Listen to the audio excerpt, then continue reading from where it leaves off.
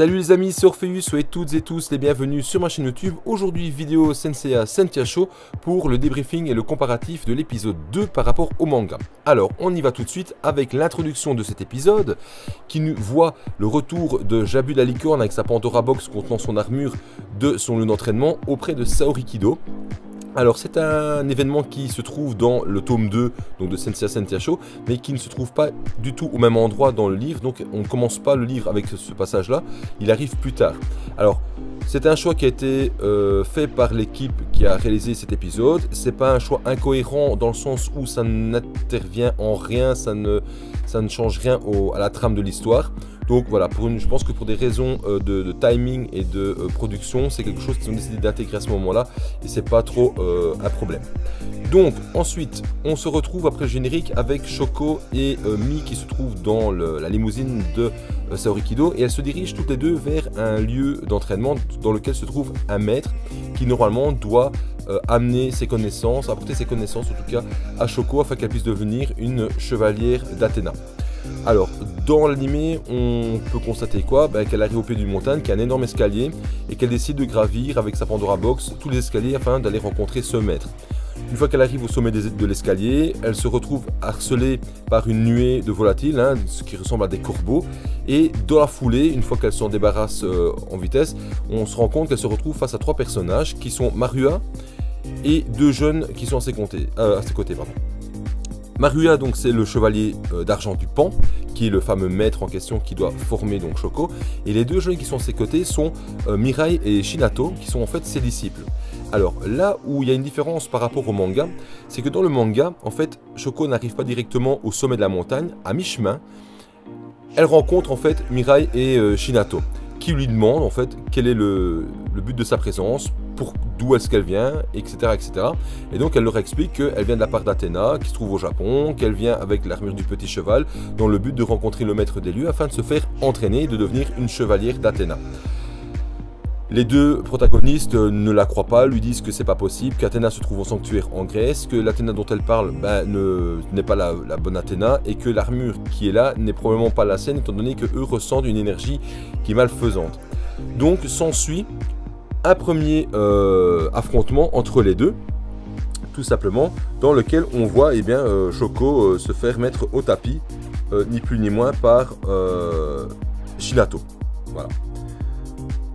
Ensuite, dans le manga, c'est à ce moment-là qu'intervient le passage avec Jabu la licorne, dans lequel on le voit revenir avec sa Pandora Box et son armure de la licorne.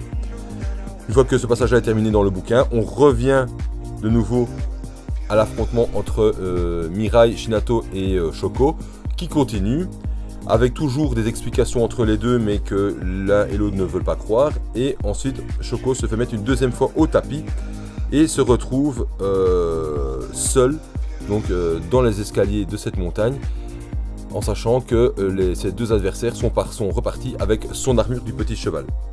Elle décide néanmoins de gravir pas à pas, tout en rampant toutes les marches afin d'arriver au sommet.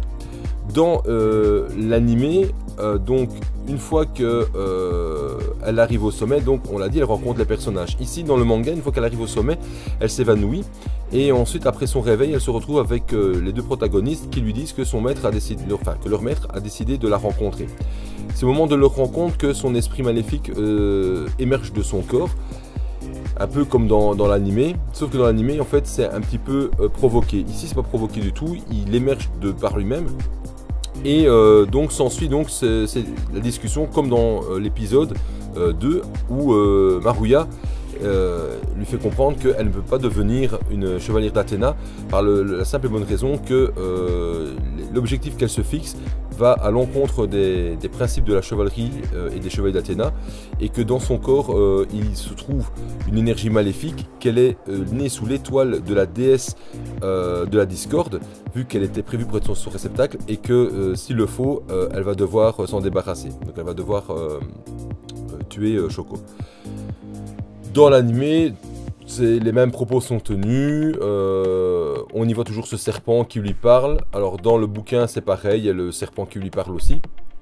On y voit Shoko qui augmente son énergie maléfique au fur et à mesure, qui est vraiment déterminé, mais c'est sa détermination de vouloir sauver sa sœur qui fait que ça accentue donc son énergie maléfique. Donc la partie destin et toute la trame qui s'ensuit suit la logique du bouquin. Donc jusque là il n'y a pas de souci. Ensuite, pendant le combat dans l'épisode, on voit un intermède avec Saori Kido qui est donc qui revoit qui rêve ou qui revoit un flashback dans lequel en tout cas Eris se présente à ses côtés et lui explique qu'à cause d'elle il n'y aura jamais de paix sur Terre, que c'est à cause de sa présence qu'il y a des guerres et qu'il y a des morts. C'est pas l'intermède qui est mis en place dans le livre. Cet intermède existe, il existe, mais c'est pas celui qui est mis dans le bouquin. Dans le bouquin, ils ont mis comme intermède quelque chose de beaucoup plus intéressant et dont je vais reparler après parce qu'on le voit dans l'animé, mais plus tard. Donc on retrouve après donc dans l'animé Shoko qui est emprisonnée donc dans une énergie provoquée par Maruya.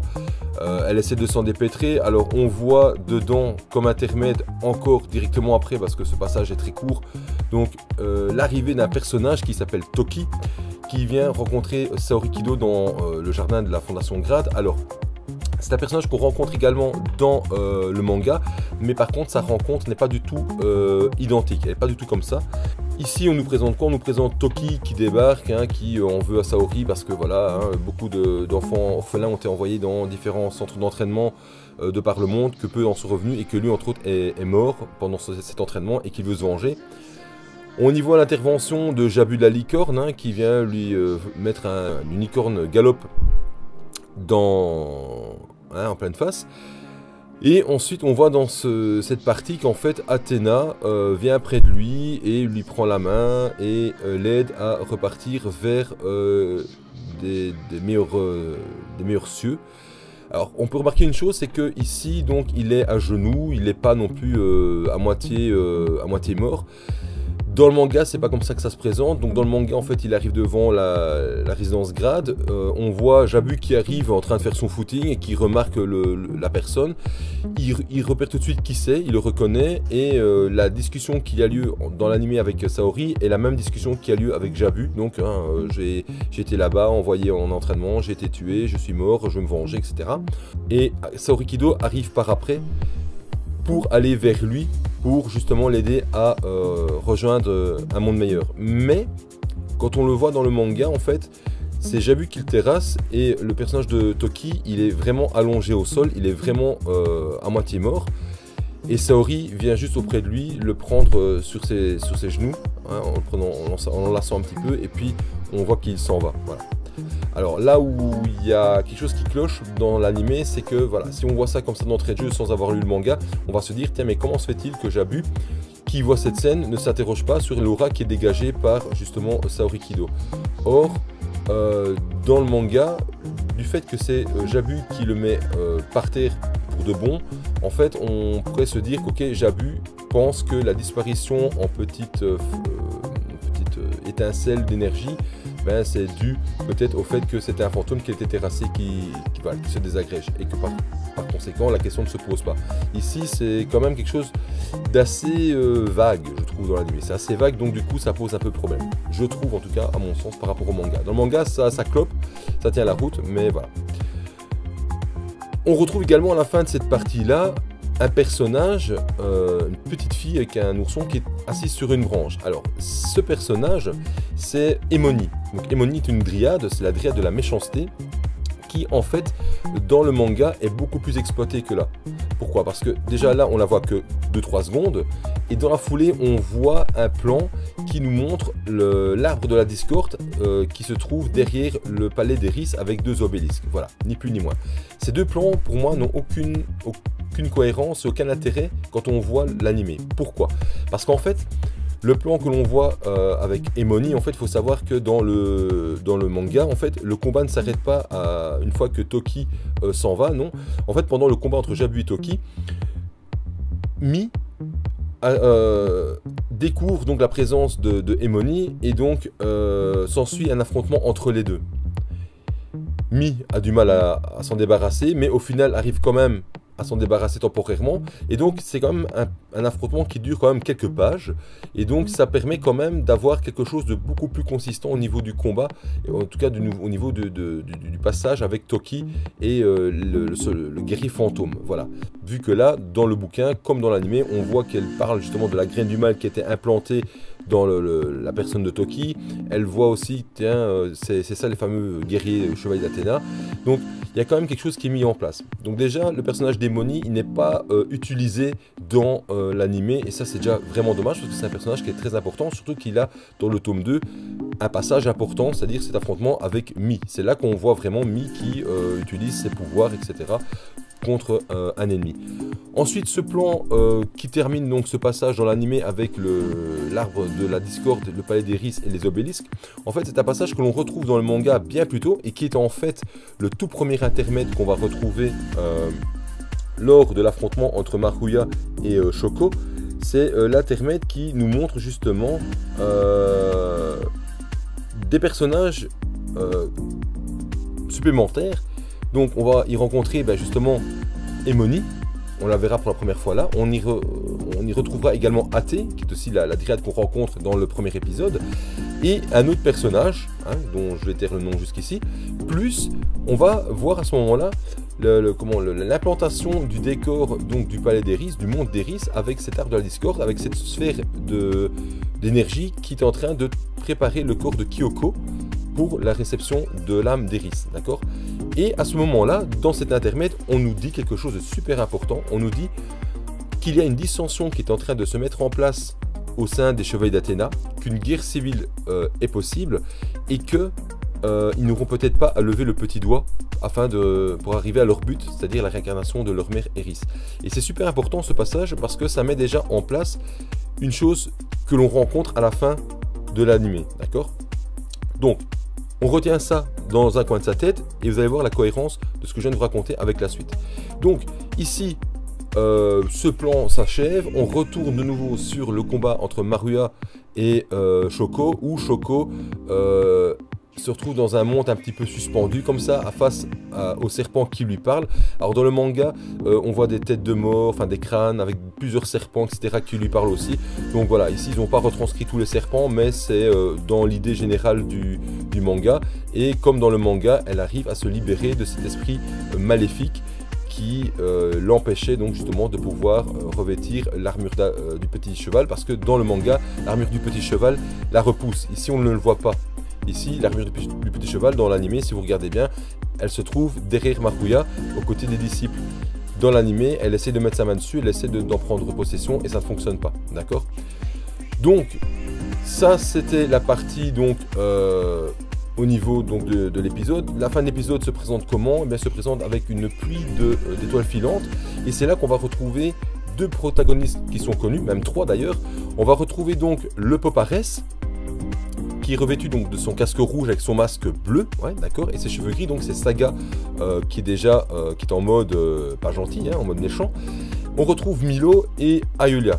Alors, on voit la discussion qui se déroule entre Milo et Aeolia par rapport donc au fait que ce sont des chevaliers d'Athéna et que leurs ordres viennent directement du grand Pope, qui lui est sous le commandement d'Athéna, et que sans ordre du grand Pope ils ne peuvent pas agir. Et là on voit Milo qui explique que pourtant il y a quelque chose qui va se produire et qu'il faut absolument pouvoir intervenir là-dedans, d'accord? Alors, c'est cohérent, pourquoi? Parce que, et ça coule de source, pourquoi? Parce que je vous l'ai dit juste tantôt, on parlait de la guerre civile, rappelez-vous, guerre civile, la dissension au sein de des chevaliers d'Athéna. Et bien c'est là que ça commence, pourquoi? Parce qu'on découvre le Poparès. Alors, le Poparès, c'est cohérent, pourquoi? Parce que vous allez vite vous rendre compte que des personnages vont arriver et que sa présence est logique, parce que sans spoiler, les chevaliers de bronze sont tous sur le retour pour retourner au Colisée. Voilà, tout simplement. Donc voilà pourquoi le Poparès est présent, pourquoi Saga est déjà là avec sa tenue de grand pop. Donc l'épisode se finit comment? Ben, il se finit avec un visuel sur donc, le corps de Kyoko qui est dans sa sphère d'énergie, là, en dessous de l'arbre de la discorde. Et en fait, ça clôture l'épisode 2, mais en fait ça ne clôture pas du tout le tome 2. Alors autant l'épisode 1 clôturait quasiment le tome 1, c'était à peu près kiff kiff bourricot, qu'ici c'est pas du tout comme ça. Donc ici je vous montre deux visuels, en fait après le combat contre donc Toki, parce que le combat contre Toki en fait c'est ce qui clôture le tome.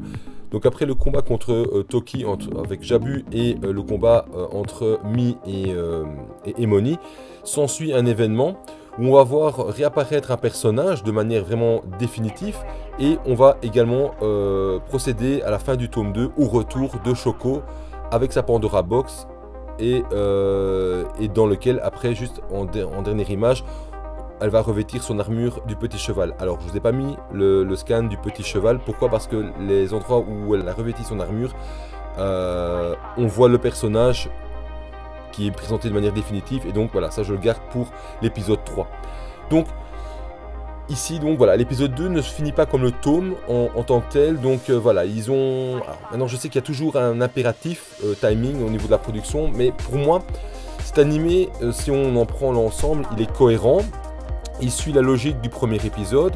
Alors, je sais que pour certains qui n'ont vu que les Senseiya en animé, ça peut paraître incohérent, c'est pour ça que je dis tout de suite, ne comparez pas le Senseiya Show avec l'animé qui a été fait il y a 30 ans, parce que l'animé d'il y a 30 ans a pas mal d'incohérences avec l'œuvre originale de Kurumada, avec le manga papier, donc il y a eu pas mal de libertés qui ont été prises à cette époque-là, donc il ne faut pas comparer, parce que sinon ça tient pas, fatalement il y a des incohérences et ça ne tiendrait pas la route. Donc si jamais vous avez jamais lu l'œuvre originale de Kurumada, ben, je vous invite fortement à aller lire les tomes, afin de vous rendre compte que la logique de Senseiya Show est cohérente avec la logique du manga original. Voilà, tout est cohérent, tout est cohérent. Cependant, pour moi, si je vais résumer cet épisode, pour moi, il tient la route, je veux dire, à 80%. Pourquoi? Tout d'abord parce que pour moi, il y a des points importants qui ne sont pas mis en avant et qui sont méga importants. C'est entre autres donc l'explication de la dissension entre les Chevaliers d'Or avec la guerre civile qui risque d'arriver, et le fait qu'ils vont peut-être pas devoir se forcer pour arriver à leur but.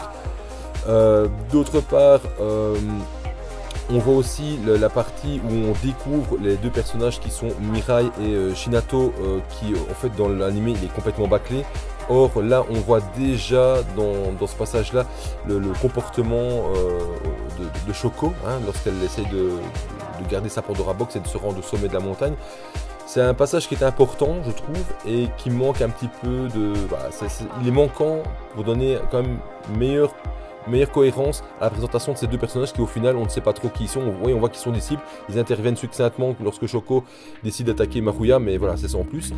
Et alors aussi, là où il y a le bas blesse, c'est donc le passage avec Toki, qui ne correspond alors qu'à 50% par rapport au sud du manga. Pourquoi? Parce que c'est au final Jabu qui découvre le personnage de Toki et qui se bat contre lui, hein. C'est pas Jabu qui intervient comme ça parce que lui s'en prend à Saori, c'est pas du tout le même contexte.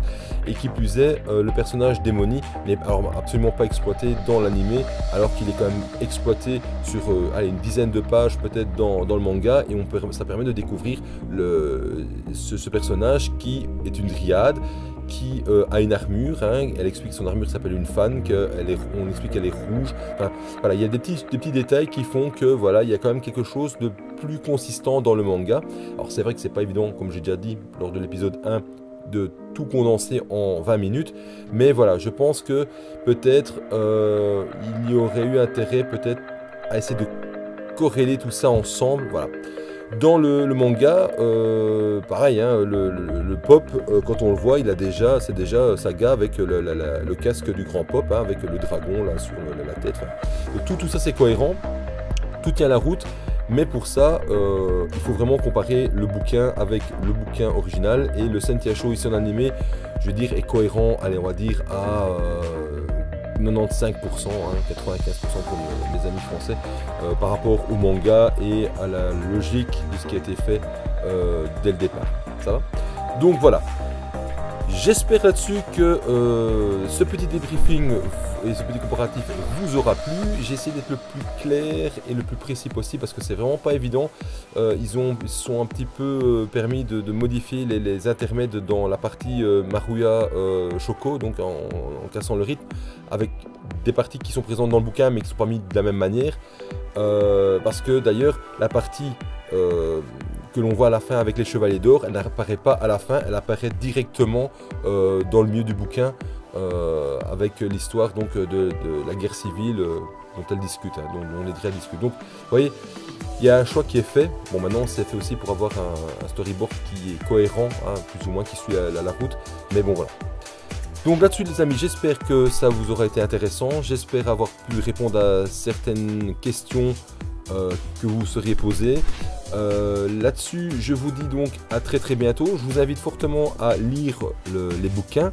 Je vous invite à aller voir les reviews de mes amis youtubeurs Angelo Rain et autres. Hein. D'ailleurs, Angelo Rain a fait ici récemment une vidéo sur le Dante du Cerbère. Je vous invite également à aller sur la page web de Senseiya, la radio du Cosmos, qui vous permet de réécouter des podcasts et qui vous permet de voir les news assez fraîches qui arrivent. Et je vous dis les amis à très bientôt pour une prochaine review, peut-être sur une figurine, peut-être sur le débrief comparatif de l'épisode 3, qui sait. Là-dessus, portez-vous bien les amis, enflammez votre cosmos et à très bientôt. Ciao ciao.